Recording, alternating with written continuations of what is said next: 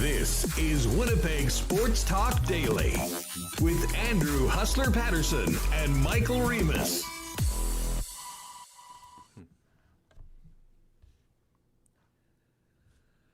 All right, gang, let's do this. Welcome to another edition of Winnipeg Sports Talk Daily here on the Winnipeg Sports Talk channel, live on YouTube, streaming every day, Monday to Friday at 1 p.m., and in your favorite podcast feed for your drive home by 3 o'clock. I'm Andrew Hustler Paterson, welcoming in Michael Remis. We got a big show today. Packed Jets Habs tonight, Bell MTS Place. Little revenge on the mind of the home squad after dropping a 4-2 loss to kick off the week against the Habs on Monday, before they head to Edmonton tomorrow and Saturday night. Very busy week for the Winnipeg Jets.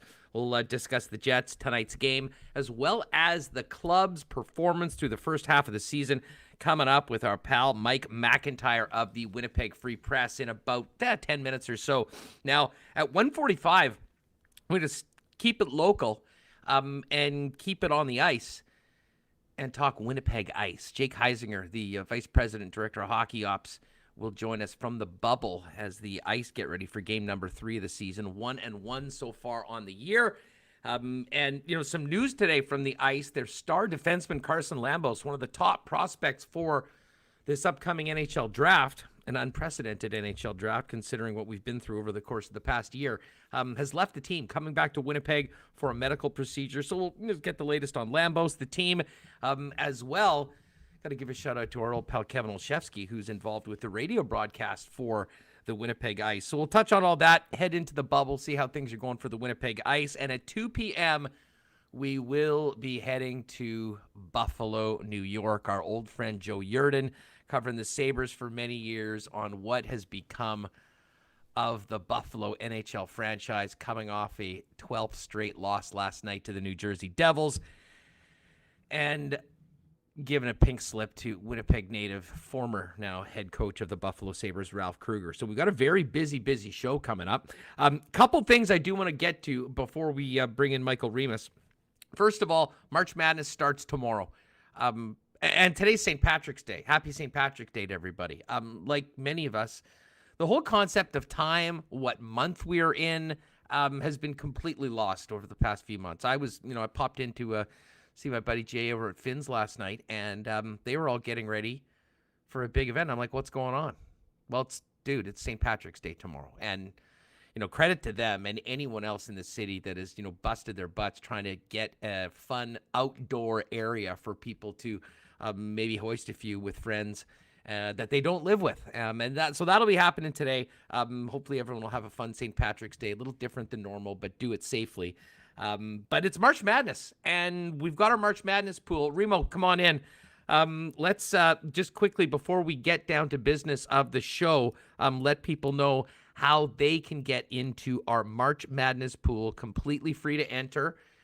Go to, most of you probably follow us on Twitter, at Sports Talk WPG. If you haven't seen that already, please get in there, fill out your bracket. Yes, I know, none of us have any clue. Michigan, apparently, Juwan Howard is the head coach, former member of the Fab Five. They're the number 1 seed.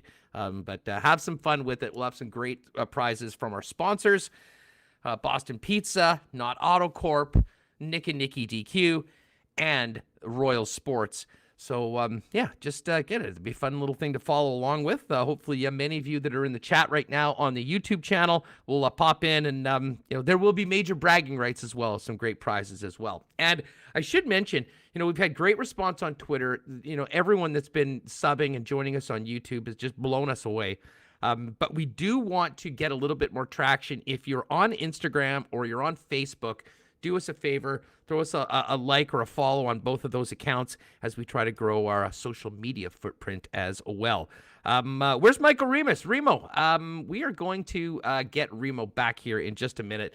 He's doing some... I'm here, but I deleted the scene of me and you, so I'm just reloading it. So I can talk, but if you want to see both of us at the screen at the same time, here I can do. I thought maybe there was a quick deal to be made. Nobody ringing on your doorbell to pick up another Tyler Myers growth chart, or maybe a Mickey Mouse bobblehead or something off Facebook Marketplace, Reem? No, that was a very funny ending moment of the show yesterday where look, I do a lot of I cleaning out my basement. My wife said, you got too much crap. You got to get rid of some of this stuff. There's boxes everywhere. And I was like, yeah, okay, sure. So I went through, I had these posters that had been sitting in a box for like 5, 6, 7 years. I was like, okay, I can get rid of some of this stuff. I sold some cassette tapes. I've sold some VHS tapes.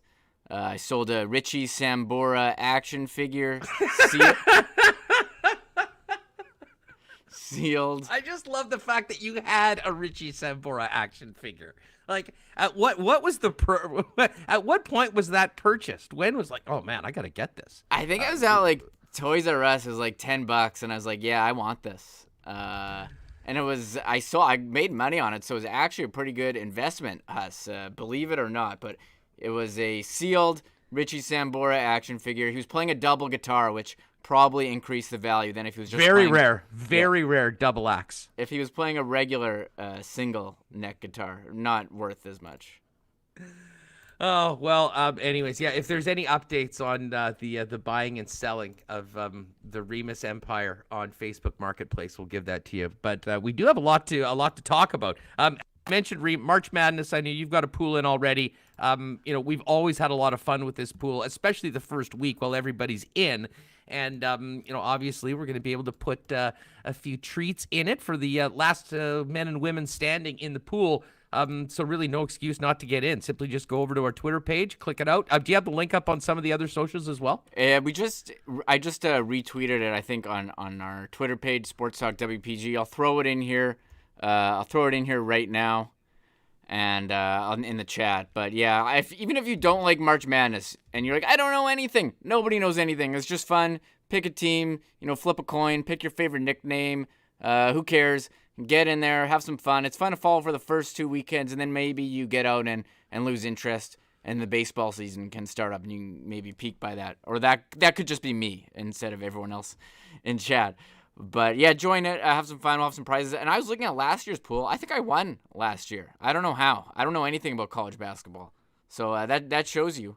Well, nobody does. Yeah. I mean, that the funniest thing is we've run these pools before, and it's always like Betty in accounting or the hardo hockey guy that claims, I never watch basketball, that somehow is all in on the Final Four because they have the ability to win the pool. So when it comes to fun pools and contests, this one is about as random as it gets. All the teams are seeded. You just click away. Anyways, get in there. Have some fun with us. We'll follow it throughout the tournament and have some great prizes for who's ever winning at the end of it all. Now, we do have the Jets Habs tonight, Reem. I'm looking forward to this game tonight. But, listen, we've had a bunch of people in the comments already want a take on the latest social media battle. And this is an interesting one. TSN and NBC's Gord Miller going at Barstool Sports, and in particular Dave Portnoy. Now, I have, with these sort of things, there's no real win in it. I mean, all you can do is, come out, have a hot take, and then some people are mad at you one way or the other. So I have done everything to stay away from it. It is funny, though. And I have to say, of all people to be wading into this, I mean, Gord Miller, of all people, probably the last guy that I would have expected to do it. I'll say this about Barstool. They've been incredibly successful. They did some things that rubbed a lot of people the wrong way. I think a lot of the accusations are exaggerated because people hate Dave Portnoy. And I get it. I mean, Portnoy is maybe one of the biggest bleep disturbers in the media. And some people love him for it, and some people hate him for it. Now, I mean, I think the company maybe gets unfairly brushed. I mean, they have done some incredible things for small business, but when, it's always all they're sexist, they're misogynistic. They're run by women right now. I mean, Erica Nardini's the CEO. So listen, I get some of the things in their past haven't been great. I think they've done a lot as a company to maybe come around and do it. And Dave, listen, this to me more is a thing where people hate Dave Portnoy or think that he's done some things in the past that don't, he doesn't deserve the success that he's having right now. I mean, I'll just stay out of it other than it's mildly amusing. And the thing that is kind of funny about it is that all this does is give Barstool Sports an incredible amount of media. All the people that don't know what's going on go in, get more exposed to their product, and they make more fans one the other way. I mean, the fact that Gord Miller is not into Barstool, I don't think is going to change their bottom line one way or the other. So, sort of on the fence on it all. I get some of the people's complaints from way back when. I think a lot of people kind of take advantage of some things that are way back in history to try to describe the company right now. But that's sort of where I'm at on it. Although I will tell you, Reem, when I woke up yesterday, I did not think that we'd be talking about Gord Miller and Dave Portnoy going at it on social media. No, that was a bit of a surprise. So that seems people were asking us in chat to address it. You just did. And now we can move on because we're here to talk about us. The Jets getting back at it against Montreal tonight. Trying to not maybe turn the puck over, don't want to give up any free pizzas. No free pizzas tonight. That is, there was enough Italian food served up at low cost on Monday night at Bell MTS Place. Today, no freebies. I mean, that was the game, and I know we'll talk about this with Mike in a few minutes. That was a game that, was right there for the taking, and I thought the Jets did a lot of really good things, especially in the first period and the third period. But the more I think about that game, Reem, the thing that stands out the most is just how crazy good Montreal was with their sticks. I mean, you had more, and I mean, you can maybe say that, the Jets at times defensively were sloppy, didn't manage the puck well, weren't strong enough on their sticks. I mean, you could say that on a couple of occasions, but when it happens over and over and over again, that's a team that, listen, they're not a huge team for the most part. They do have a couple big dudes. I mean, they're not going to run all over you, but man, are they tenacious. It was like being surrounded by a swarm of mosquitoes or something like that. You just never knew where to whack next, and the next thing you knew, the puck was off the stick and going the other way. So, I don't know whether that's much more than a little bit of video work and just talking to, the guys and making them realize that how aggressive and tenacious that those Canadiens forecheckers are, as well as the ability, especially in the neutral zone, to knock down pucks, not even just on the ice, but in the air. I think all of that, just handling those situations better for the Winnipeg Jets will give them a much better chance to win tonight. But again, as we saw on Monday night, it was a hell of a goaltending matchup between Connor Hellebuck and Carey Price, who both of those guys made big saves for their hockey clubs. And we've got a great goaltending matchup, and I have a feeling that of those two, whoever plays better, probably going to have a pretty good chance of banking 2 points tonight. Yeah, and just a reminder, the Jets are at home, but it is an 8 p.m. start, just continuing the trend of weirdo start times. It is on TSN 3. I'm not sure why it would be at 8. I guess there's other Wednesday night hockey on Sportsnet, which is why they would be, okay, TSN, you can take this time so it doesn't interfere with the other Canadian matchups. Whatever. I'll still watch the game 8 o'clock, 7 o'clock, 9 o'clock. Even if we get the weirdo 11 o'clock start time, that's great. I don't care. Great for me. So we'll see. You think time zone? You think playing in a maybe the Jets are just getting ready for tomorrow's 8 o'clock start time, getting ready early for the Mountain time zone, right? Yes. Our favorite topic. Our favorite topic when it comes to the Jets: what time zone they're playing and how long they've been in that said time zone. Well, maybe we'll touch on that with Mike in a minute. Couple other NHL notes to get to. Ralph Krueger fired in Buffalo. We'll head to Buffalo and talk to Joe Yerdon a little bit later on. And a couple of waiver wire moves. It is the end of the Anton Forsberg era in Winnipeg. What an incredible run it was for Anton Forsberg here in the Peg. He's off to Ottawa. And I mentioned yesterday being a little bit surprised to see Jimmy Vesey's name on the waiver wire. Jim Benning apparently liked to see that name on that waiver wire because he is now a member of the Vancouver Canucks. So all of that we'll touch on a little bit later.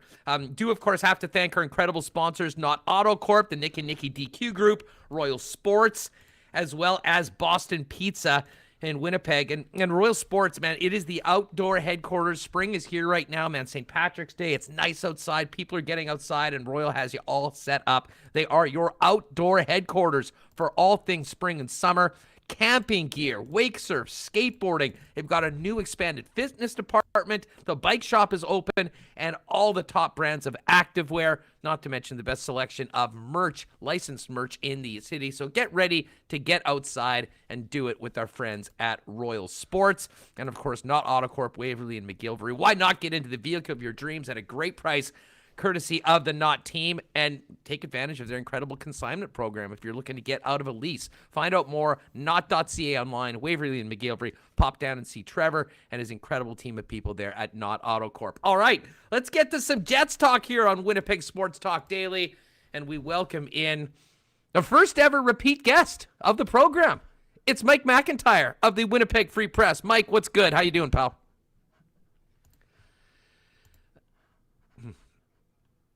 Belt the more times you host. I think Steve Martin might lead the way in that department. But yeah, 2 times, 3, 4, 5, however many times you want me back, I'm always happy to be here. Hey, man, we love talking to you, and there's lots to talk about right now, including the beautiful fireplace in the background of the video. We actually got you on. People can see Mike right now, and you and Ted Wyman are having a bit of a fireplace off right now on the video screens of the YouTube channel of Winnipeg Sports Talk.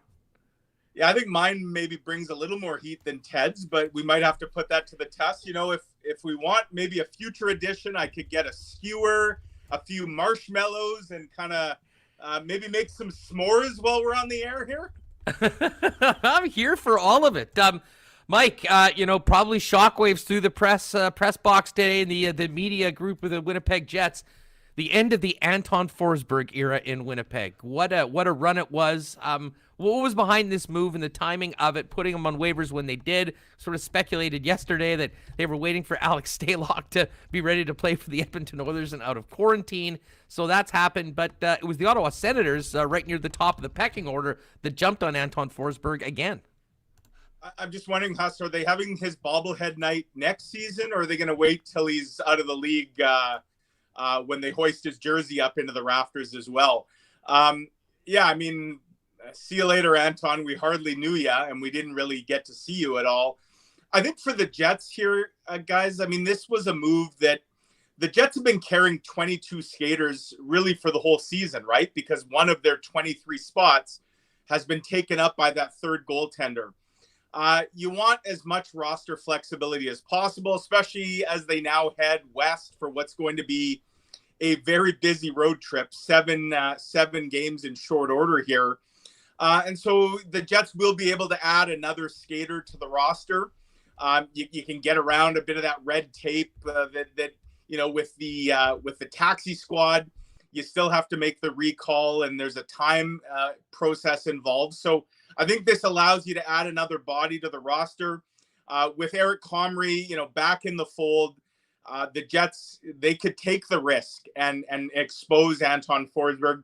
They didn't want to do that before for the main reason that if he were to have been claimed before they got Eric Comrie back, that left you with Mikkel Burden. And the Jets want Mikkel Burden playing on the farm. They don't want him just sitting on the taxi squad. And that would obviously leave the Moose very shorthanded. So now you had Comrie back, you have Burden. They make the move, and it ends up kind of biting them. What this is going to mean, really nothing for the Jets. If Anton Forsberg were to have played a game, the Jets were probably in trouble anyways. If you were to get that deep into the injury situation. But it does mean that Eric Comrie is going to have to come off the Moose roster and go onto the taxi squad. And I guess that clears the way for Mikkel Burden to play even more than he was going to be playing with the Moose. So it does create that extra spot, and I'm curious to see how the Jets use it. Is it Christian Vesalainen? Is it David Gustafsson, who are both with the Moose right now?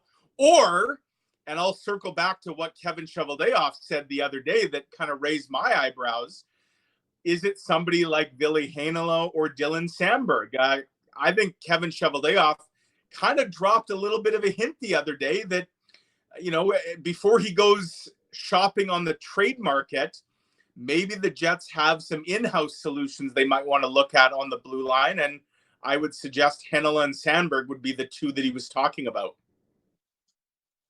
Has just put out, Mike, that Ville Heinola has been added to the taxi squad from the Manitoba Moose. That was sort of the corresponding move with Eric Comrie also heading over there. Right. Do we read anything into that right now, or is that just part of the way that they're handling the pieces going from Moose, taxi squad, and potentially at some point in the lineup? No, I think we can read something into that. I mean, for one thing, though, the Moose, they're off now, I think, till the 25th. So the Moose aren't playing. They're just practicing here for the next stretch. So you bring Ville Heinola in, and, he can practice with the big club as opposed with the Moose guys. But it does bring him one step closer to getting back into this lineup. He's just played the one game so far this season, and I dare say it was a pretty impressive game in Ottawa early in the season when he was paired with Josh Morrissey.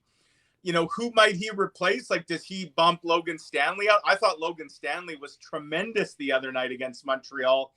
So much so that I'd have a hard time justifying taking Logan Stanley out right now, regardless of who's kind of coming in or coming out. Is it a guy like Tucker Poolman? We did hear Paul Maurice say the other day that not everybody's 100%, and that kind of precipitated moving DeMello up with Morrissey. I do wonder, is there somebody maybe battling something? And so maybe Ville Heinola gets another look here sooner than later.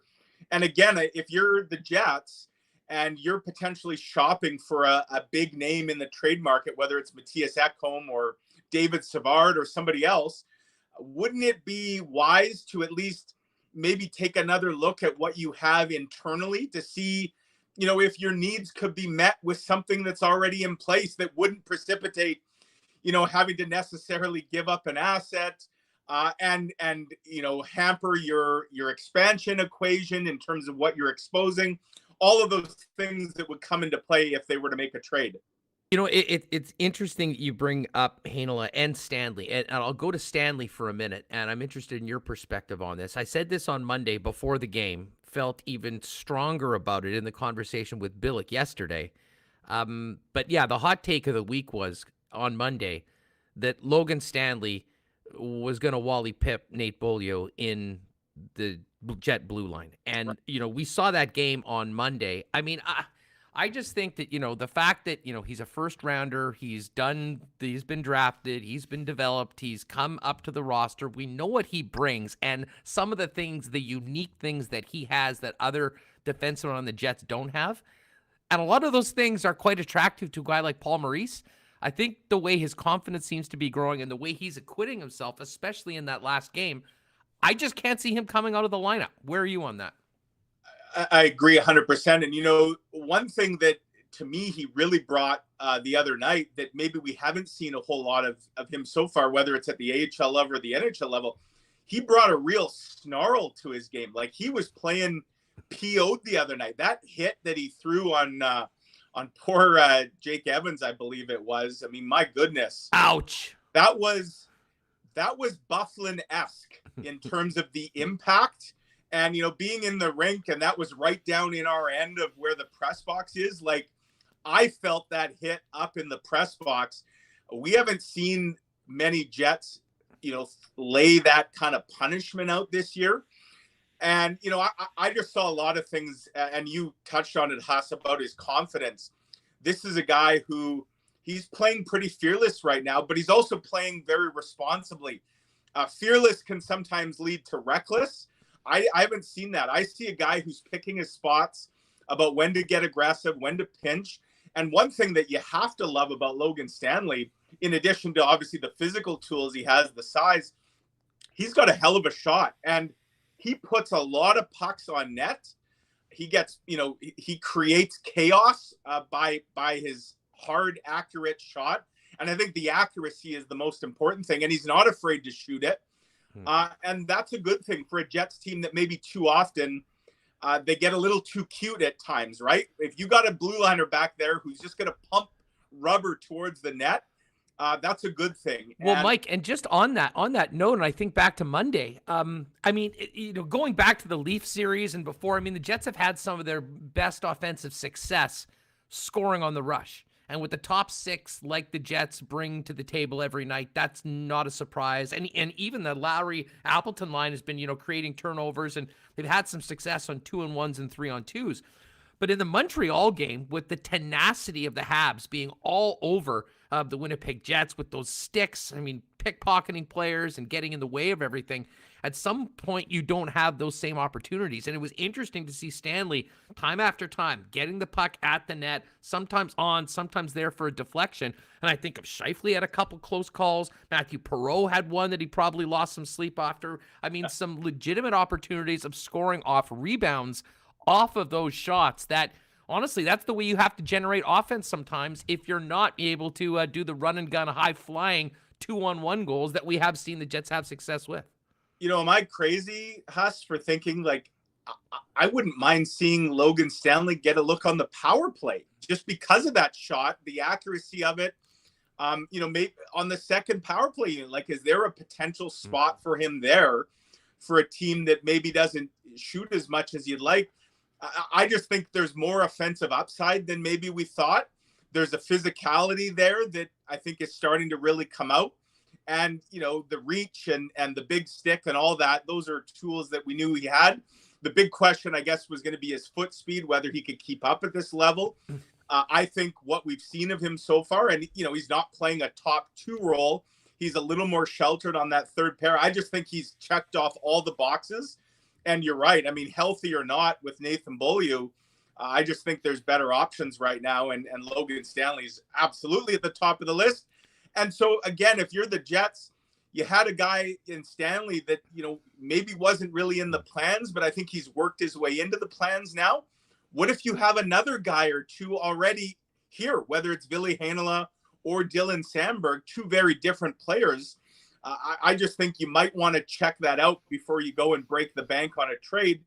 And so today's move of getting Heinola up now off the Moose with the taxi squad, I will be very interested to see if he does get in the lineup here, you know, in the coming days. Well, it is funny. I mean, we're gushing about Logan Stanley and we're talking about these exciting young players that come in. It's kind of hard to talk about the defense without mentioning all the Italian food that was given out for free Monday night at Bell MTS Place. I mean, a dreadful night when it came to turnovers. And just, I mean, turnovers will happen. These ones seem to be more egregious and more costly, ending up in the back of the net. And maybe just a comment on the performance, but in particular, Josh Morrissey, who, you know, at times has been called upon to do a lot this year. But, you know, of all the games this season, it seems like he really had a tough night. Yeah, I don't quite get it. I mean, he's fighting the puck so much in both ends of the ice. Like, you look even at the play there that leads to that third goal late in the second period where he bobbles the puck. I mean, yeah, it took a bad hop. That just seems to be happening to Josh Morrissey so often this year, where he's mishandling pucks in the offensive zone and then certainly in his own zone as well. And I don't know if it's a mental thing, if it's a physical thing, if it's a bit of both, if it's just a confidence thing, or if he's just having a real run of bad luck here. But, you know, it's concerning for sure, because Josh Morrissey is supposed to be your number one defenseman, right? He's the guy playing the big minutes. He's in that kind of top pairing shutdown role. And yeah, he's had a whole parade of different partners, the latest now being Dylan DeMello, which I think, you know, we thought maybe would settle things down a little bit. But yeah, it was a real kind of scattered game. Now, when that happened the other day, of course, Morrissey was out there with Neil Pionk. That was in the last minute of that second period. Paul Maurice was getting Pionk out there, I think, trying to get a little offense going. And it kind of backfired there, right? Because obviously an unfortunate play by Morrissey and then a really bad play by Neil Pionk, who, to his credit, was under all kinds of pressure with basically 3 guys on him. But, you know, rather than dump it into his own corner or anything else, but throwing it up the middle right onto the stick of Tyler Toffoli, you know, that just highlighted, there's that picture making its way around the 3-on-0 of poor Connor Hellebuck. I mean, if that doesn't kind of sum up the Jets' defensive issues at times this year, the Hellebuck versus the world, you know, that was an unfortunate turn of events for sure. Well, it wasn't a good look. You never want to leave your goalie out to dry on a 3-on-0. I did have a laugh. It reminded me of the infamous flying W 5-on-0 against the Ducks a few years ago for the Winnipeg Jets. But speaking of goaltending, Hellebuck's been brilliant. You kind of talked about him and his value to the team so far this year. I think we can also talk about the performance of Laurent Brossoit. But as far as tonight's game goes, before we talk about Jets at midseason, Another great goaltending matchup. Hellebuck, who has been so good bouncing back from losses against Carey Price, who, to me, I thought Price's play in the first period was maybe the most important thing for the Montreal Canadiens, having a chance to up their level of play in the second period and turn that game around despite being up 1-0.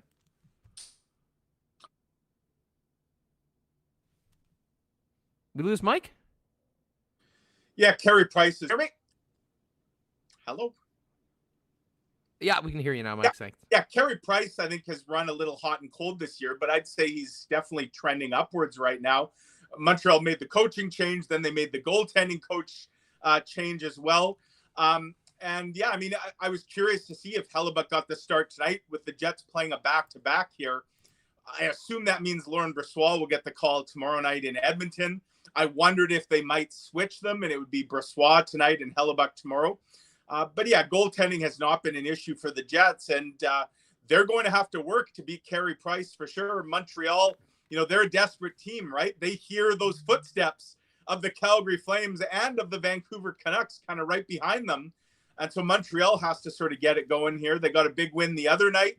I thought Montreal played well, but I thought for the most part, the Jets played a pretty good game as well, aside from those fatal errors that really seem to bite them. So it sets the stage for what should be another good one tonight, officially kind of kicking off the real run to the playoffs here as we start the second half tonight. Mike McIntyre, the Winnipeg Free Press, with us here on Winnipeg Sports Talk Daily. I'm Andrew Paterson. Mike, halfway point to the season, there's been, a lot of good, and certainly probably the best thing, in the good column is the record right now at 17-9-2. We've spent, and obviously we will continue to talk a lot about those top two lines and the offensive firepower the Jets are bringing. But I wanted to ask you specifically about the Adam Lowry line. The great start that he and Andrew Kopp had cooled off a little bit. We've seen the ascendance of Mason Appleton into a real impact player right now. How important is the performance of that third line to the Jets on a night-in, night-out basis? And the reason I ask that is just even over the past couple of weeks, we've seen where the games where the Lowry line is really going, spending more time in the other team's end, creating things, seems to just totally change the equation for the Winnipeg Jets when it comes to a 60-minute game. It gives, the top guys a little bit more room, and I think maybe a little bit more team confidence when they're doing that, and certainly not as much on the shoulders of the Scheifele and Dubois lines. Try to put that into words, just the importance of the Lowry line night in and night out for the Winnipeg Jets on, with their matchups as well as what they do for the rest of the roster. Yeah, it's huge because, we call them a third line, but in some ways they're almost a second line at times, right? Just in terms of how Paul Maurice uses them. Depending on the matchup on a given night, they might be the second line over the boards in a game. They often start periods depending on what the other team is doing. I think they started every period the other night. Paul Maurice had the last change, being the home team, and he wanted them out against a certain line. And you're right. I mean, I think they're even more important, Huss, when you don't always have the Scheifele and Dubois lines both going on the same night. Like if Scheifele and Dubois lines were both kind of clicking on all cylinders, that would probably be more than enough. But I think we've seen at times, we'd like a little more from that second line with Dubois, between Connor and Connor. Obviously had the 2 power play goals the other night. But I think they've been a little inconsistent. Part of that might just be trying to still figure each other out. But yeah, I mean, you need at least 2 lines, probably more, going on a given night to have success in this league. The fourth line is what it is. They don't play a whole lot. That really puts more pressure on the top 9. And so with the Lowry, Kopp, Appleton line, I think Appleton has been the guy that's really been kind of bringing it on of those 3 lately. And so for the Jets, if they're going to have success here down the stretch in the second half and beyond, they need that third line to be producing, chipping in obviously offensively when they can. but even more importantly, just neutralizing the opponent, whoever they're matched against. Hey, just quickly on the fourth line, I know there was a lot of, teeth gnashing when Nate Thompson came back and went into the lineup. From my perspective, and I think Perreault's been a huge part of this, but, the fourth line has not been a liability at all for the Winnipeg Jets over the past few weeks. That being said, you do have a couple talented young players in Vesalainen, and in particular Jansen Harkins, who I thought had sort of, become a regular on the Winnipeg Jets. I know Ken, I believe, was maybe speculating that he wouldn't be surprised if Harkins is in the lineup tomorrow. This isn't about that the fourth line hasn't been getting it done, but do you think that we will see some new faces at some point during this very busy schedule going forward on that fourth unit? I do, and you can do it in a way that it won't be seen as punishment or as signaling a player out for not being effective. Like, you could give a Nate Thompson or a Trevor Lewis a night off, right? Especially when you're playing, compressed games, and you could do it under the guise of they're a veteran. We want to get some fresh legs into the lineup here. We want to keep everybody fresh. And that a guy like Harkins or Vesalainen or even Gustafsson, if he gets a chance, they're going to want to come in and say and play to the point that makes it impossible for the coach to pull them out. And, I think those guys got pulled out of the roster, out of the lineup, not because of anything they did themselves, just that the Jets got healthy. So all things being equal, if they can stay healthy, I do think we're going to see some rotation happen in the bottom six or the bottom 12, I guess, with that third line especially. And I do think, and that's where, again, going back to the original discussion about adding some roster flexibility here, that's where you could get a guy like Vesalainen or Gustafsson as well, with Harkins maybe into that mix and get them a game or two on this upcoming road trip as early as tomorrow night. Mike, you had a great piece in the Winnipeg Free Press, a look at the high-flying Jets at the midway point of the season. Was it a difficult decision to name Connor Hellebuyck the mid-season MVP? Not really, but I looked and, there were certainly a few candidates. I identified four of them in Hellebuyck, Scheifele, Ehlers, and Neil Pionk. Like, I think if I was narrowing the field down, those would be the four that I would view. And it's interesting. I ran a little Twitter poll the other day, had almost 800 folks who voted on it. Hellebuyck narrowly won the poll, but by a considerable margin. It was Nikolai Ehlers who ran second. Mark Scheifele actually finished fourth. Neil Pionk got more votes in my very unscientific poll. And I wonder if we almost take Scheifele for granted a little bit. Like, he's leading the team in points. I think he's fifth in the NHL in scoring. Yeah, he's not flashy like Nikolai Ehlers. Sure, he gets points on the power play and he gets his empty net cookies sometimes. But let's not forget that he's going up against the other team's best night in and night out as the number one center. And look who those number one centers are. It's Matthews, it's McDavid and Draisaitl. Like, these are not easy assignments. And I almost think we just take Mark Scheifele for granted. I would have Mark Scheifele, I think it was 6% of the vote for MVP, which I thought was really, really low. But yeah, me, Hellebuyck, and we saw it on display last week in Toronto, right? Those back-to-back performances. I mean, those were Vezina-worthy performances. But, Laurent Brossoit, and you mentioned him, Huss, like, he's been really, really, really good. But I think that's also helped Connor Hellebuyck, knowing that you have a more than capable backup that can spell you off and that the team won't necessarily skip a beat. If anything, look at how the Jets played last Saturday when Brossoit was in net. Like, they absolutely clamped down to the point that Hellebuyck was probably wondering where the hell that was the previous two games. And so I think with Hellebuyck, there's so much confidence in him. Maybe this team almost plays too loose sometimes in front of him. But more than not, he's been up to the task. I'll say this about Brossoit. He's had some brilliant games. We think about the shutout in Vancouver, which was a huge win. And I'll give him a lot of credit for the game on Saturday night, because I didn't think he was very good for the first half of the game. I mean, shaky right off the bat, and they got, fortunate with the, and I think even that long, I have no idea why that review took so long to figure out it was a hand pass was pretty obvious to everyone that was watching the replay. But I think having that happen, getting a couple minute breather, being able to survive that period. And then I hated the second goal. I think probably Paul Maurice did as well.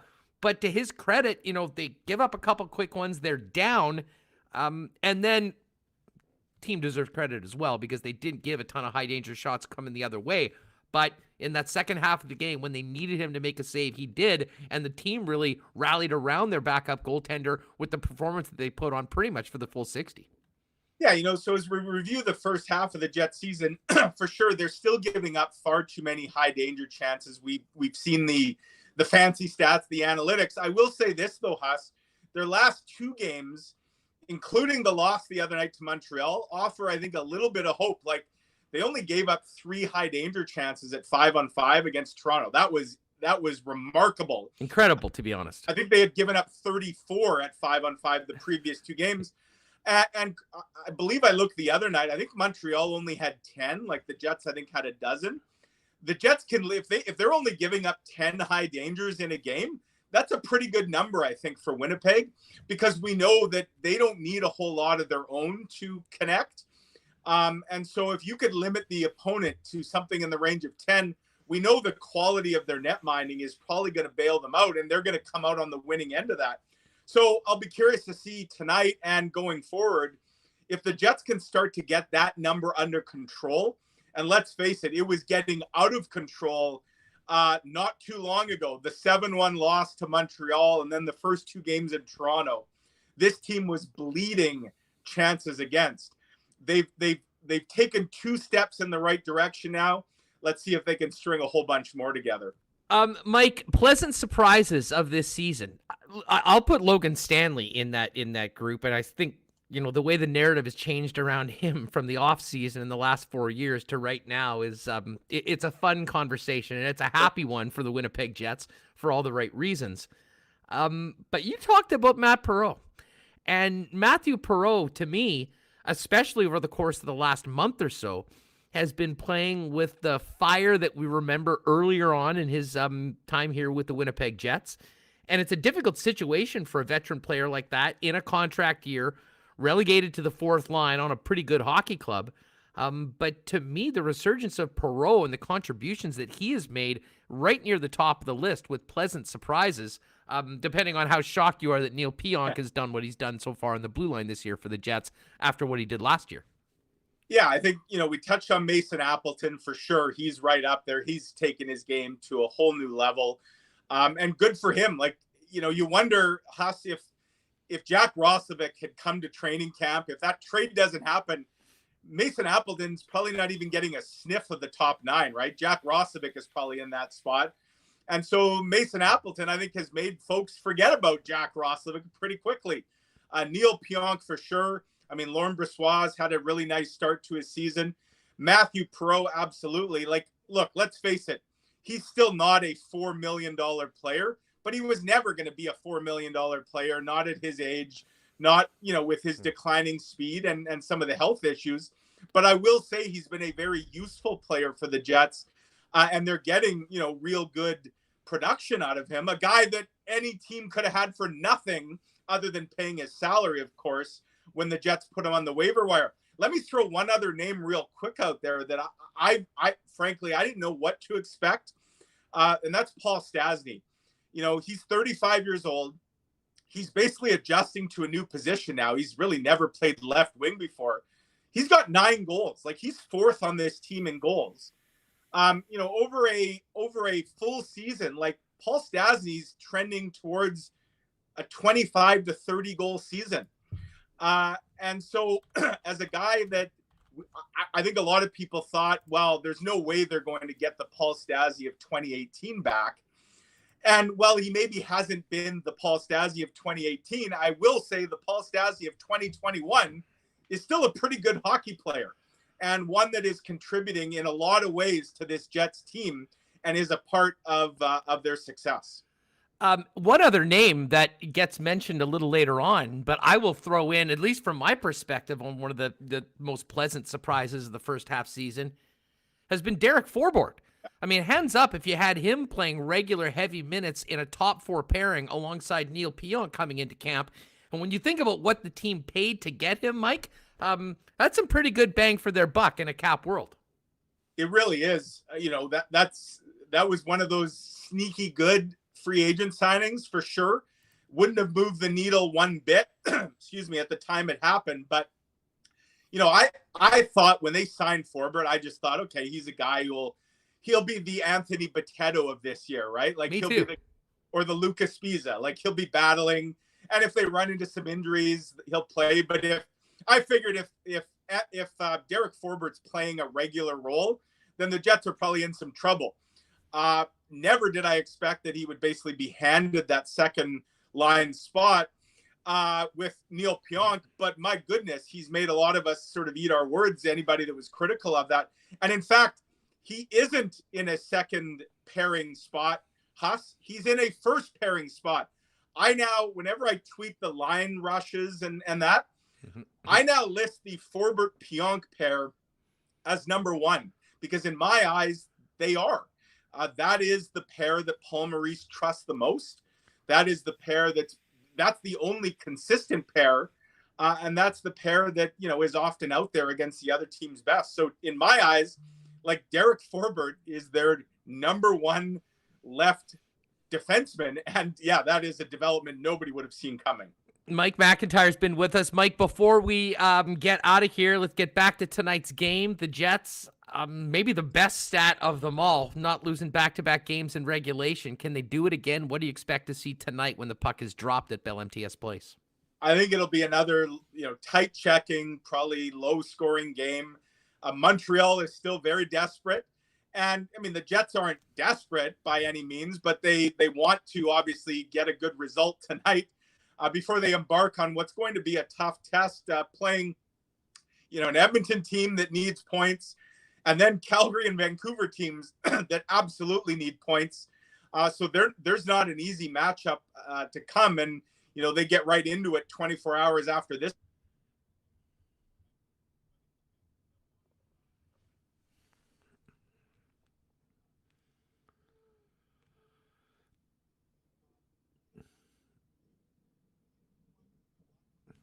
Mike, always great having you on the program. Let's do this again real soon. Enjoy this game tonight. Love the piece today in the Winnipeg Free Press, and we'll look forward to reading all the coverage of tonight's tilt and tomorrow's game in Edmonton in the Fish Wrap and online as we go forward through the week. Thanks for doing this, and we'll talk to you soon.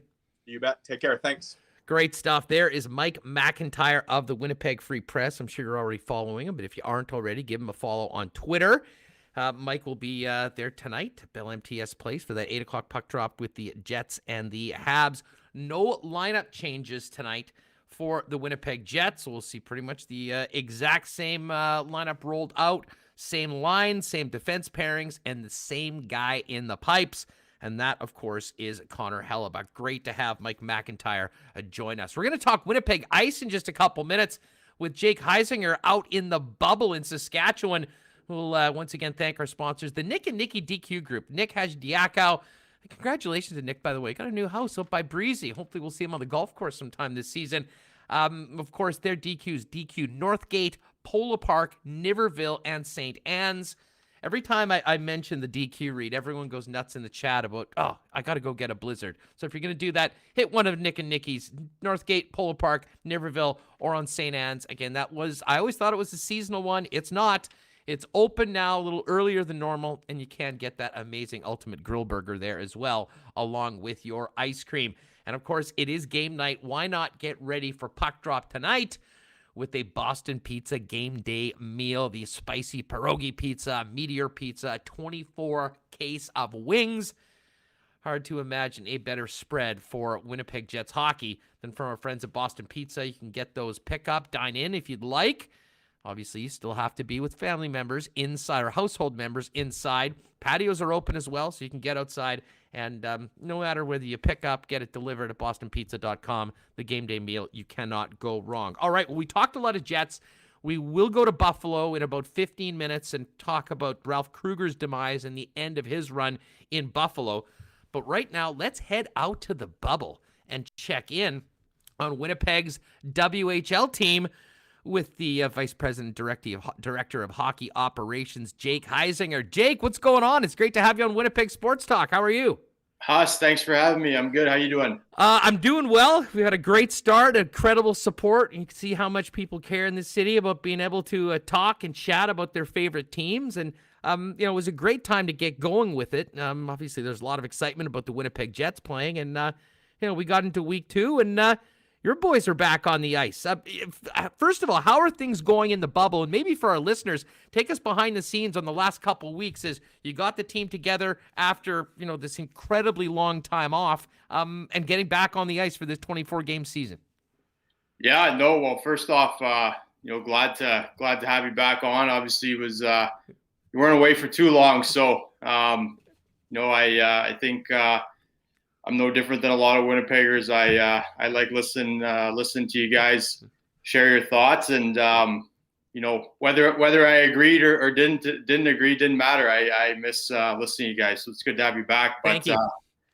You know what? It's been good. It's been the first week kind of in isolation was, I think, tough on everyone. Obviously, it's not what anyone wants to be doing, but it's obviously what has to be done right now to play. And we got through that first week, and now we've I guess we practiced for about a week to I think it was 9, maybe closer to 9 or 10 days, and now 2 games under our belt and a game here in a couple hours. So it's been good. It's been very unique, but it's been fun. Not to spend too much time on everything that is behind us, but I spent a lot of time thinking about, everyone's been affected by the pandemic, but, hard to imagine, people more impacted than, kids that did miss their high school graduation, or in this case, young hockey players with these incredibly important years of development with their hockey dreams being put on hold. How have the young men on your team, how have they handled the past year, and how challenging has it been? And I guess aside from that, how exciting was it for them to just get back together with their teammates and be able to do what they love? Yeah, no doubt. I mean, I think no secret. It's been challenging for everybody. The players, it's been obviously challenging for them. You got everybody. Everybody's kind of in a different boat, whether it be, a player's 20-year-old year, their NHL draft year, their first year in the league. It's, everybody's kind of in a different boat. So I think, it's obviously been challenging. I think, our coaching staff has done a really good job leading up to this, keeping everybody in touch through Zoom and having different meetings and conversations just to talk and stay connected. And, I think the kind of the second part of your question is, how excited was everyone? Well, everyone was thrilled. I think, it was kind of weird. Everybody's so excited to see everybody when we first got here, and, you're kind of passing guys going right to your room. You can't even stop and talk. And, you almost, you want to catch up. You feel like you haven't seen them in so long. So, it was the first kind of interaction with everybody in person was a little bit weird because you couldn't stop and talk. You're just passing, going the elevator right to your room. But, now that we're kind of through that phase, I think everyone's really enjoyed being around each other. All right, before we talk about the start on the ice and the game coming up and everything else happening, just give us, whether it's a game day or a practice day, just give us a day of what your players are going through. When are they on their own? When do they get to see each other? I mean, what's a day in the life of a Winnipeg Ice player in the bubble like right now? Yeah, so I guess it kind of depends. There's 2 game times, 4 and 8 o'clock. So our first 2 games were 8 o'clock.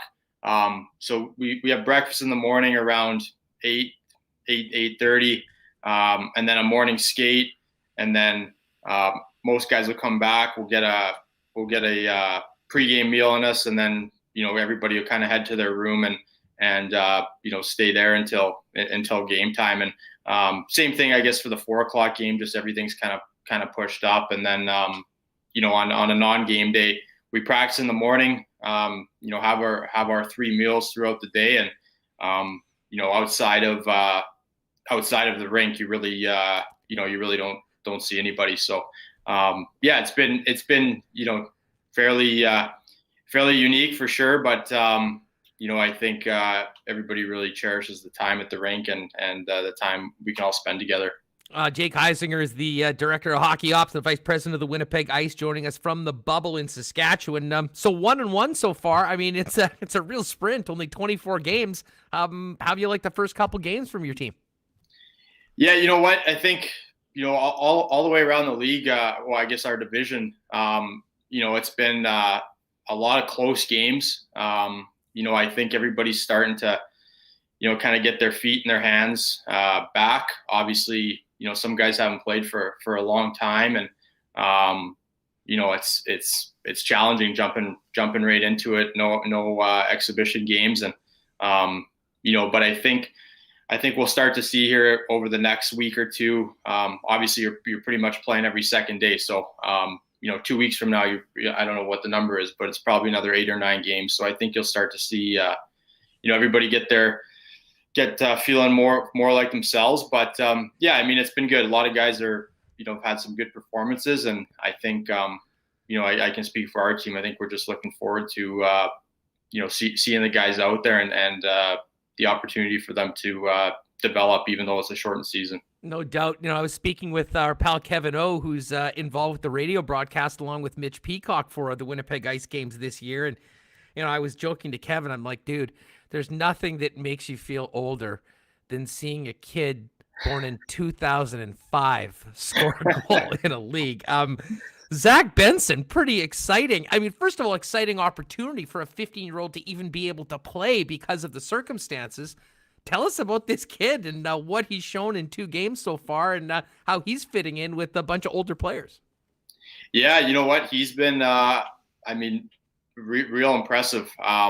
You know what? It's obviously a unique year. A lot of guys aren't playing, and we were able to bring in I guess everybody was able to bring in their first round pick from last season, and so we thought it'd be a good opportunity for Zach to come, and we really weren't sure what to expect. Obviously, like you said, he's 15 years old, and a unique situation for him. But he played his first game, and you could really tell he was comfortable out there and making plays, and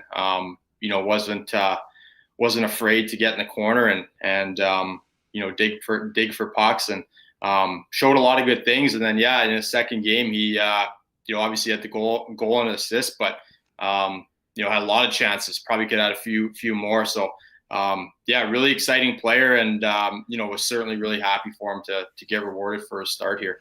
Now, speaking of 15-year-olds, I guess it was about 3 years ago, back on Pembina Highway, the Hockey Manitoba guys brought in Carson Lambos, who was one of the stars of the program of excellence at the time, and we got a chance to meet him before he, even gotten to the Western Hockey League. And, we've kind of watched him blossom into a top draft prospect, and that kind of goes to our conversation, the kids in their draft year, what they've been going through for. But you guys put out a release today. I guess he's coming back to Winnipeg to handle some have a medical procedure. So we won't get into that. Obviously, there'll be updates provided when it's available. Hopefully, everything's good with Carson. But from a player standpoint, for people that are listening to the program right now, tell the people that aren't familiar with Lambos how an impressive young prospect he has been, and what he's turned into in a short time with the Winnipeg Ice. Yeah, no, Carson's he's as a complete player as you'll see. A guy that can play half a game, play against the other team's top players, run your power play. Really, like I said, a complete defenseman. So, he's really starting to, develop every part of his game, and he's going to have a real bright future. And I think, what makes Carson so special is obviously his on ice attributes are, very impressive, but the kind of person and the kind of teammate, leader, those kind of things that maybe everybody doesn't see. Carson, he's an assistant captain at, 17 years old, and, a guy that is looked up to on our team. And, certainly I think, he's a complete package on and off the ice. Without getting into the nature of what's going on, do you expect him at some point later on this season, or is this something that might be a little longer? I'm unsure on that. Okay, no problem. Jake, hey, before we finish up, tee up a big game tonight, game number 3 at 24.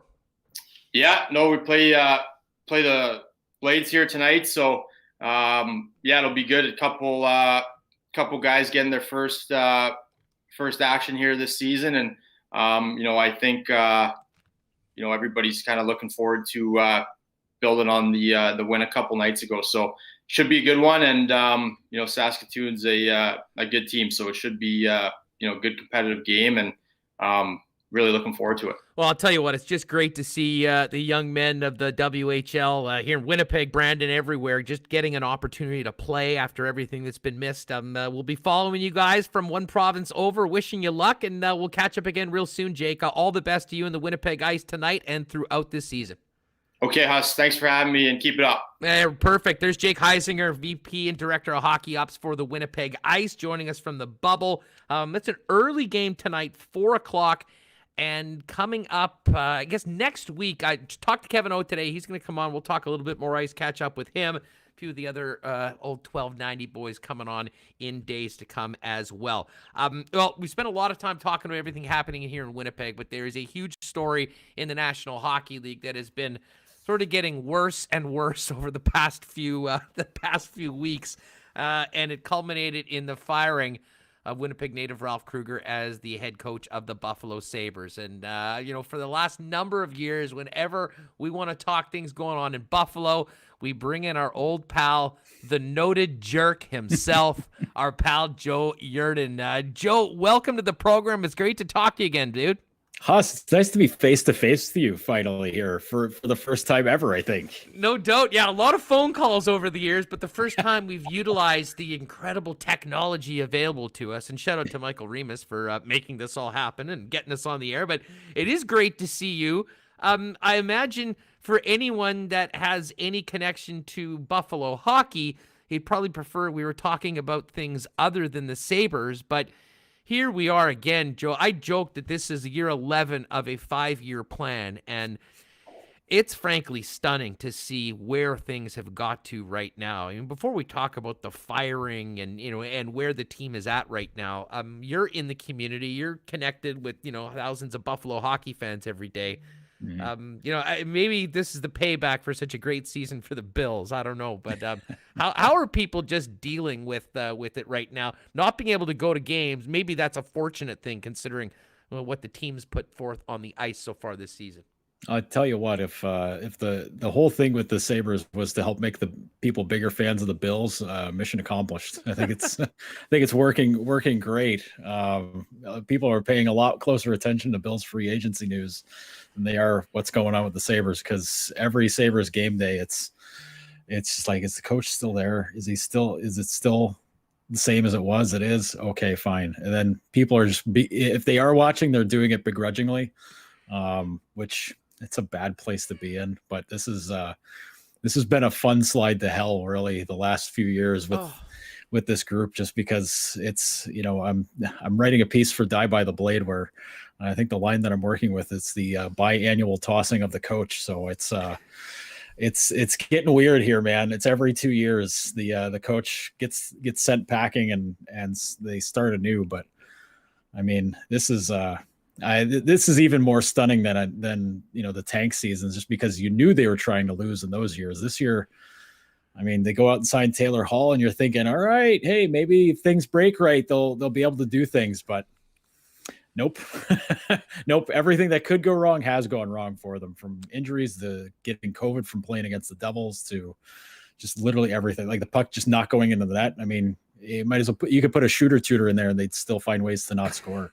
Joe, I think Ralph Krueger is an incredible person, a great man, one of the most interesting people in sports, period, that I've spoken to in the past.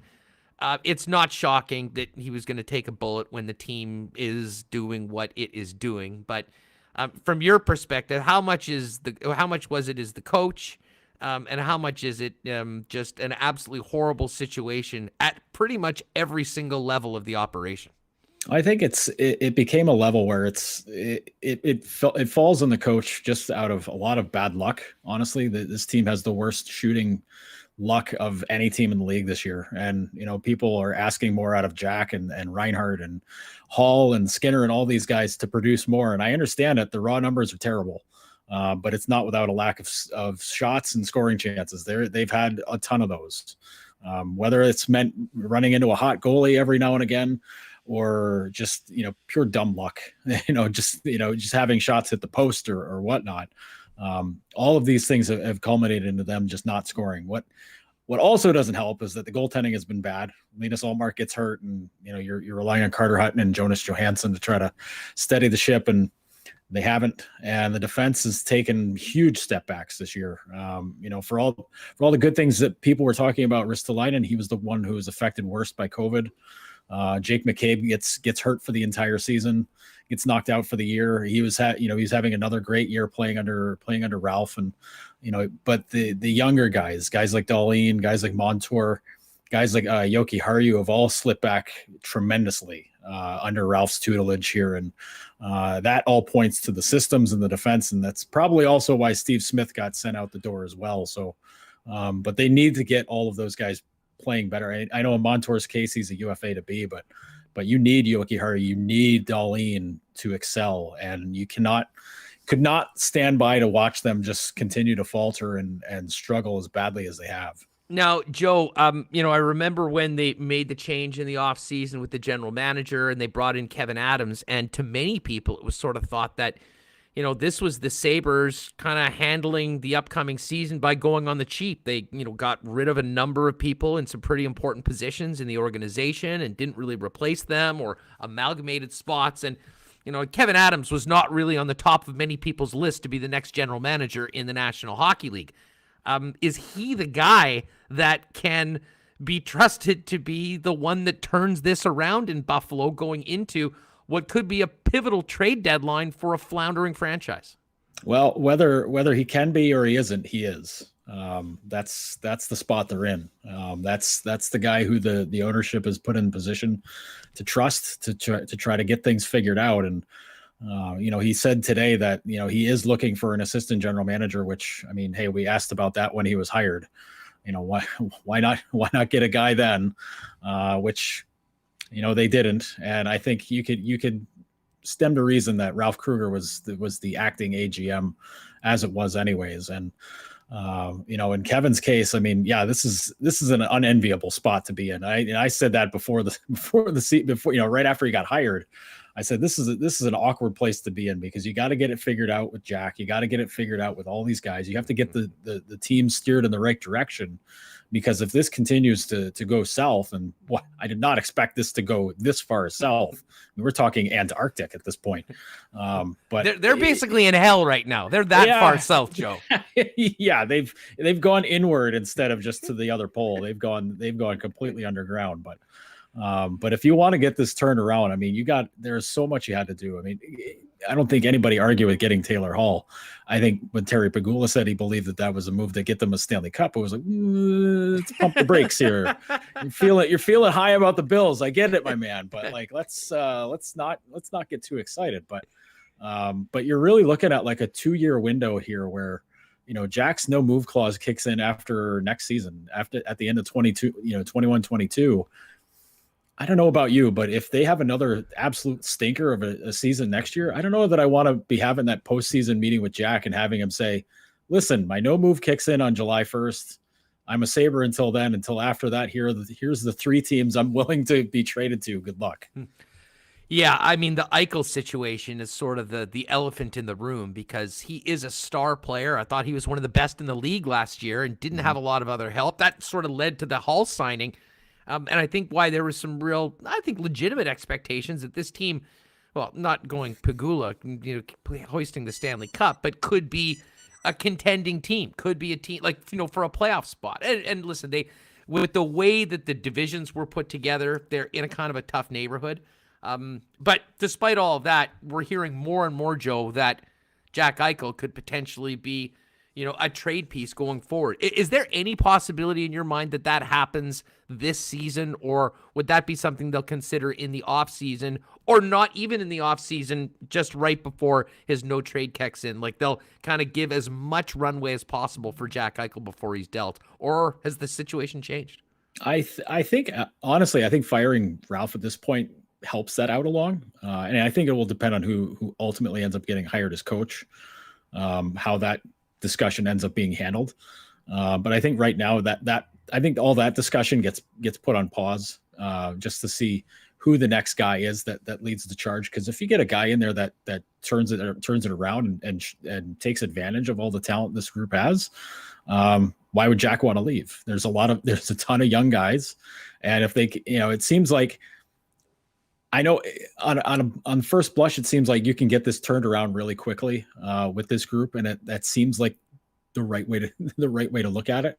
Obviously, there's a lot more work that needs to be done under the hood in other parts of the organization, just with player depth and all that. But I think right now a lot of that discussion just gets put on hold, just because you need to know who the next guy is going to be, and if it's going to be somebody from outside the NHL ranks, like I know there's Nate Lehman interest. I know Scott Sandelin at Minnesota Duluth is a guy that's been discussed before.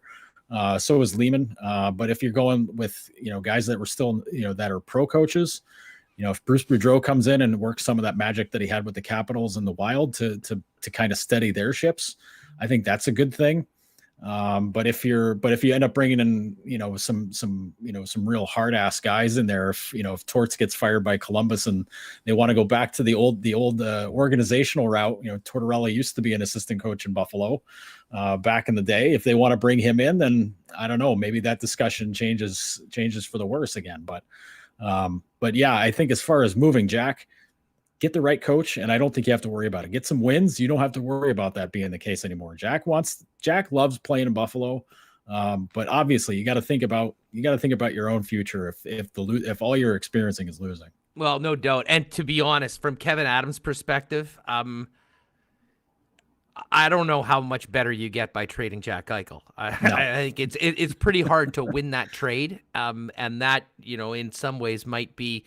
That'll be the signature move that he made, which leads to another firing and another guy coming in on that. Yeah. I want to get back to Dahlin because, he came in with such fanfare. The number 1 overall pick. Right from day one, you saw the incredible talent they have, the skating, the way he moves the puck.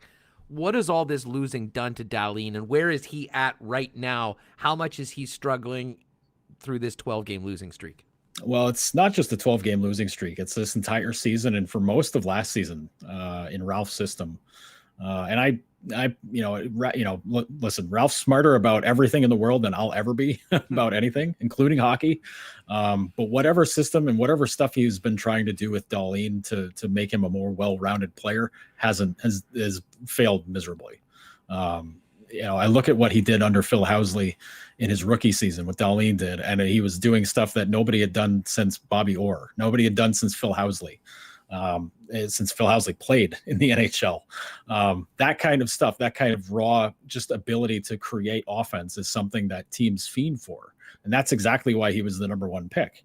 And it seemed like Ralph's whole effort the last couple of seasons has been trying to hammer a square peg into a round hole and say, no, you must be better at defense. You must be better at, doing all these other things that classic defensemen do. And, he was able to get through that stuff to Jake McCabe, and, he started getting through it to Ristolainen until COVID came along. But at what cost does that come for a guy like Dahlin, where you're telling him, like, hey, instead of mixing it up on offense, how about you slam on the brakes to the blue line and just worry about getting back and doing, your gap control and, your D zone awareness and all this stuff. It's like, I get it. You maybe not want to have that guy turn into an Erik Karlsson, like Erik Karlsson was bad, where you question his defensive abilities. But I don't know, if a defenseman's getting you 60 to 70 to 80 points a season, I don't really give a damn about what he's doing defensively so much, just because he's able to control the game by possessing the puck and getting you points. But that's so much of the criticisms he's faced this year. And believe me, I get it. And I completely understand.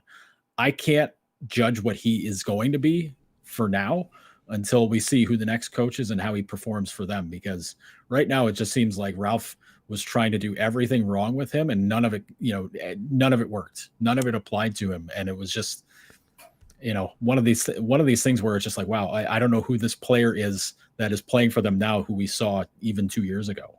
This is Winnipeg Sports Talk Daily. We are live with Joe Yerdon in Buffalo, covering the Sabres on the firing of Ralph Krueger and the Sabres' 12-game losing streak. Tell us about the new coaching staff. I imagine this is an interim basis. I mean, no big decisions being made long-term anytime soon in Buffalo.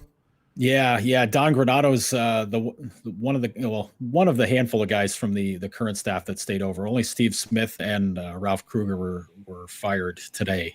But Don Granato takes over as the interim head coach. He's been around a bit. He's coached in the USHL. He's been an assistant for a while in the NHL. He'll get more of a taste here with the head coaching position, with Matt Ellis and Dan Girardi as his assistants. Ellis and Girardi have both been sort of like skills coaches, development coaches with the pro ranks. Girardi was a very recent hire for them, but Ellis has been with the Sabres and in Buffalo for the last few years. I know in previous seasons he was being used as like their specifically as a skills coach, to help guys refine themselves and do that. Everybody, myself included, loves Matt Ellis. I mean, he's one of the most genuine guys in hockey that I've ever come across. And, Dan Girardi, I mean, I look back at his career playing for the Rangers and then the Lightning. I mean, you wouldn't find a more dedicated defenseman than him. I mean, just, shot blocking king, physical guy. And he's still really young, which I think is going to help this crew out a bit in trying to coach them up a little bit. But these are guys that were already in the organization. I mean, Mike Bales is still going to be here. A few of the other assistant coaches and depth coaches are still here. So not an entirely new crew, but certainly some familiar faces for some of these guys. I'll be interested to see how much changes in the message and how much changes in their style of play with these guys in charge for the moment. Joe Yerdon in Buffalo with us here on Winnipeg Sports Talk Daily. All right, Joe, I'm a positive dude. I'm hoping we can end this on a positive note, as difficult as that might be when we're talking about the 2021 Buffalo Sabres. But is there, other than the fact that this is only a 6-game season as opposed to a full 82, and the fans haven't had to see this, has there been any silver linings for the Buffalo Sabres this year? Well, I'd say if there's a silver lining, I would point out Dylan Cousins. I think he's played outstanding. And I honestly believe that for the development they were trying to work with him, they were doing it the right way. Instead of throwing him right into the fire as like a number 2 or number 3 center, they started him off on the wing, had him play with Eric Stahl on the wing for a bit, played him with Eichel on the wing, just letting him feel his way through and get his feet ready. And, it was very unfortunate he got hurt last week, because he had gotten a chance with Eichel out to play on that top line as the center. And there was some immediate chemistry there with Taylor Hall and with Reinhart. I mean, easy to have chemistry with guys like that, but for a guy his age to be able to jump in and look not out of place, I think that's really encouraging. But he's just one part. That's just one part, and that's something that's nice to see. And you know what? Honestly, I'll throw in a little tiny attaboy to Casey Middlestat. He's been beleaguered by just criticism and everything for the last couple of years. When he got brought back in the lineup and put on a line with Jeff Skinner, granted they were playing like 3rd or 4th line for Ralph, which is, it's his own criticism, but that line looks very good for what they are. And it seems to have kind of woken up Skinner a bit. So we saw a little bit of that last night against New Jersey, where he was yapping and getting in guys' faces. So when you see Skinner running his mouth at guys and scoring some pretty goals, that's nice. Yeah, it's been too few and too far in between after putting up 40 and getting that big contract. Okay, I lied. Last question. How active do you think the Sabres will be at the deadline? Will we see many guys in new homes by early April? I think we'll see probably about 3 or 4 guys with new homes. I would bet Stahl gets traded somewhere, valuable veteran. I could see that happening. I'm not so sure that Hall will move. Just because I think Taylor really likes playing in Buffalo. But obviously if a deal comes along that's too irresistible, then what are you going to do? But I'd say those two, and then Brandon Montour is another one. But they, again, they might want to get a better look at him outside of the touches of Steve Smith and Ralph Krueger to see what they can do erstwhile playing for somebody else, or just in a different means of playing defense.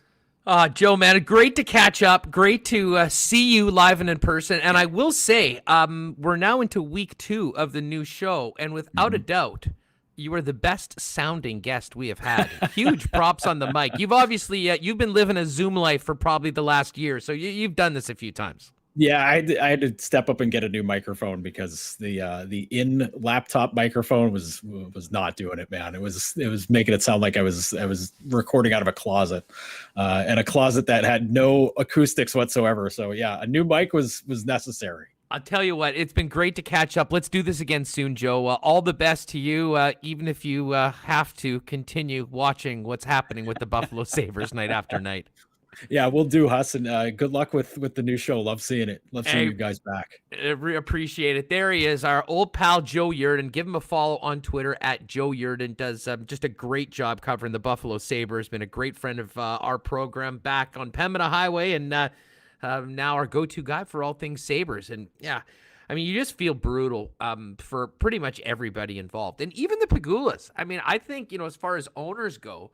I mean, I don't know how involved they are, but I mean, you certainly can't say that this is a group that didn't do everything they could in their minds to help their team win. I mean, they spent a ton of money. They just did it on the wrong guys. That Skinner contract might be the worst in the National Hockey League right now, and there's a lot of bad contracts.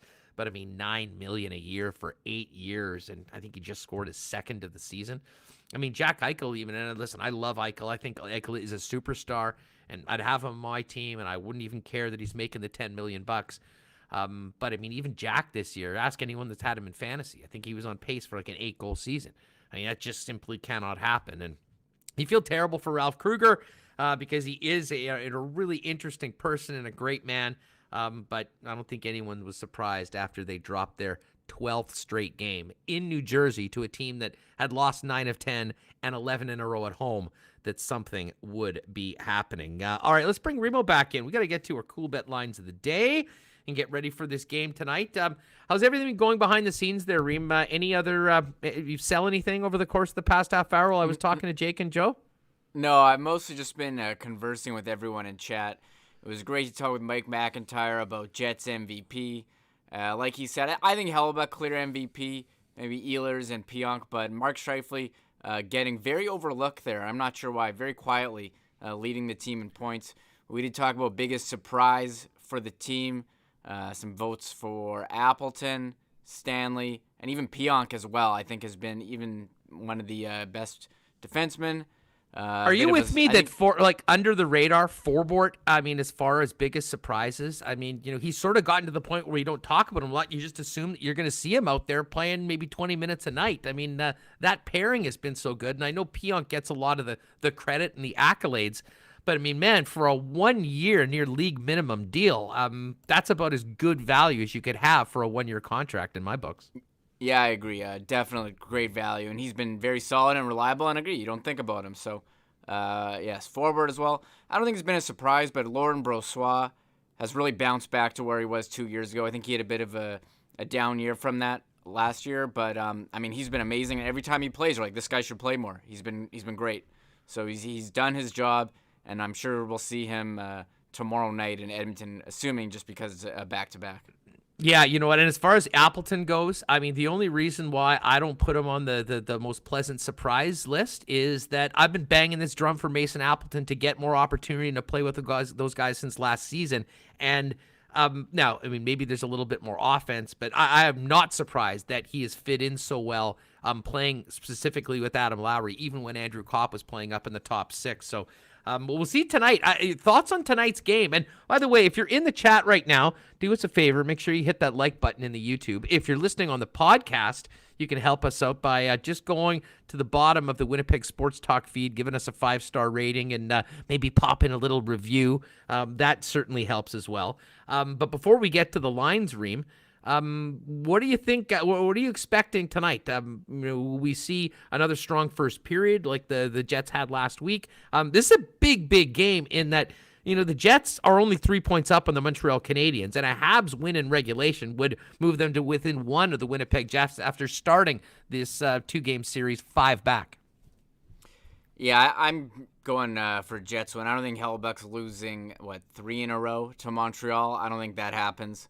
So I would lean Jets, but maybe that's just a homer in me. But I think you're seeing that with teams where, you win one, lose one.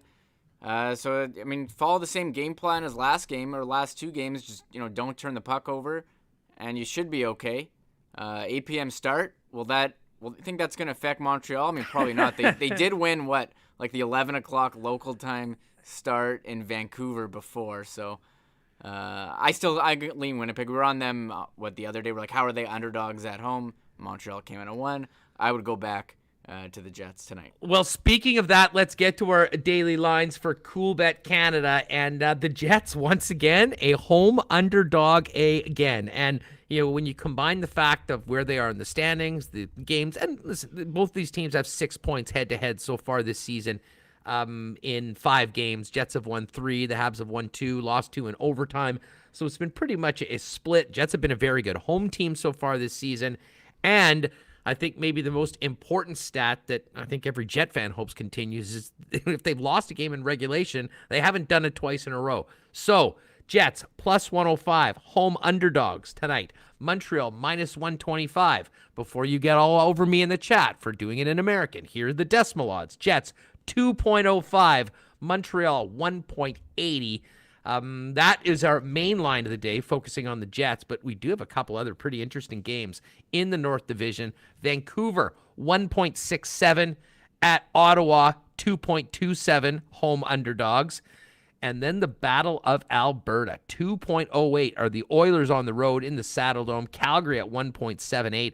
This is a huge game tonight, Reem, in that the Calgary Flames are on the verge of getting on a bit of a streak to begin this run with Daryl Sutter. They got both of those wins against the Montreal Canadiens. They won the first game of this set against the Edmonton Oilers.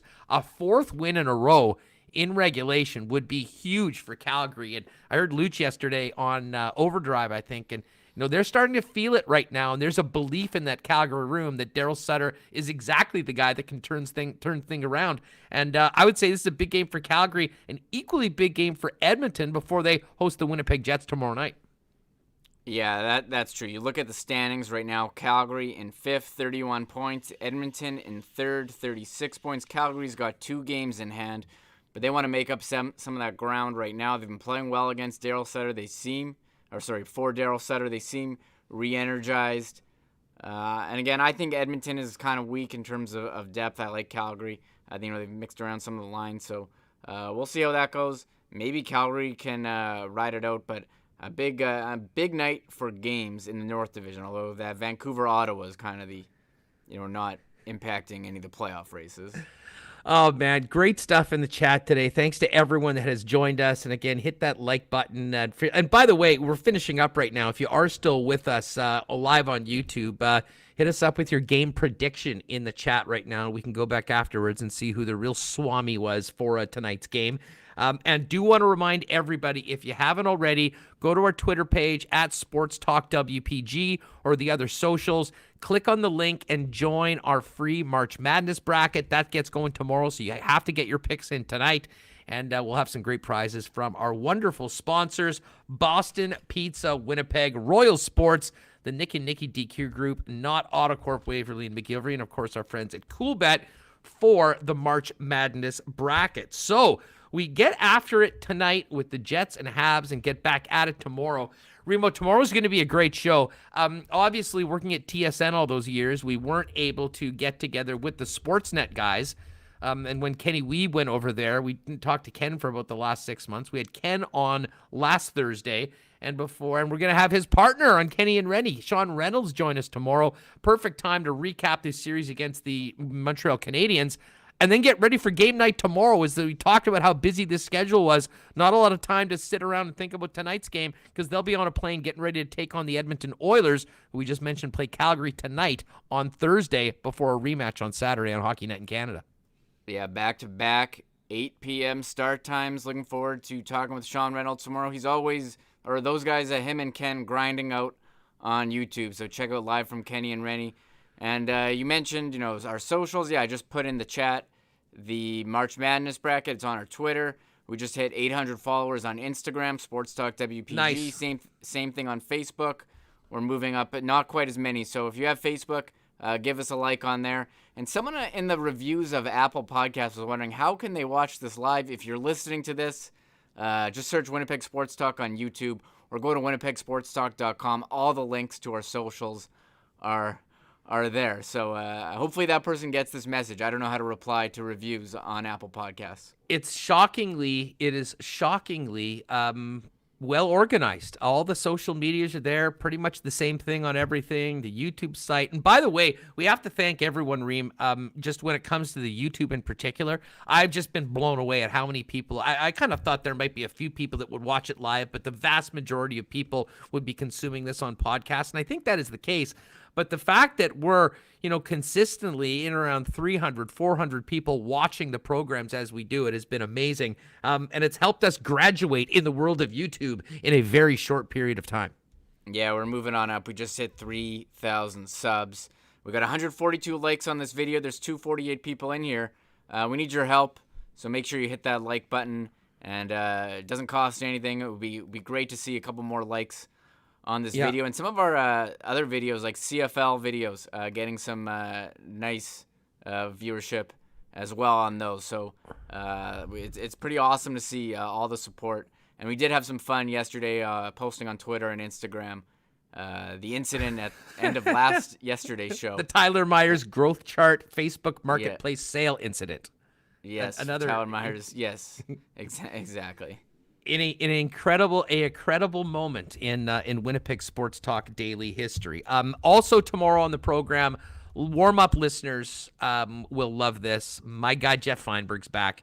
Now, normally we would talk earlier in the week when we get some golf picks, but Feinberg's going to come on. We will talk a little PGA Tour, but we'll also talk NFL free agency. There's been so much going on over the last few days. Feinberg, an absolute beauty, one of my favorite guys to talk to. So that's going to be a heck of a lot of fun. But we'll start it off with an extended conversation with Sportsnet's Sean Reynolds discussing tonight against Jets Habs and tomorrow with the Jets beginning their series against the Oilers. And on Friday, we've got a great show as well. Dustin Nielsen will join us from Edmonton. We'll talk Jets, Oilers, and the big guy, Jim Toth, as well. Although I did tell Jim he's getting bumped if Dave Poulin can join us. Yeah, and if that's Dave's the case, good for Friday. Okay, Jim, you're bumped. Live on the air. Jim will join us on Monday then. So that actually is great. What an awesome Friday to get into it with Dusty and the great Dave Poulin. All right, well, Remo, that's about it. We got to get these podcasts up for everyone driving home today. Thanks to you for doing a great job as the CTO behind the scenes. And a very busy show. Thank you to Mike McIntyre. Thank you to Jake Heisinger. Good luck to the Winnipeg Ice tonight in their game against Saskatoon, game number 3 of the season. And, of course, our old pal Joe Yerdon joining us from Buffalo, discussing the end of Ralph Krueger's tenure with the Sabres and Buffalo's 12th straight loss last night to the New Jersey Devils. Folks, that is going to do it. Thanks to everyone who joined us live on YouTube. Thanks to everyone listening on their ride home. Remo has a few more things to sell on Facebook, so we'll get him out of here. I'll get ready for the game tonight and maybe a little St. Patrick's Day cheer. Everyone have a fun, safe day. Be well, and we'll talk to you tomorrow, 1 p.m. live on YouTube, in your podcast feed at 3 o'clock on Winnipeg Sports Daily here on the Winnipeg Sports Talk channel. Thanks for listening, everybody. Thanks for tuning in to Winnipeg Sports Talk Daily. Make sure to subscribe on YouTube and your favorite podcast feed at winnipegsportstalk.com.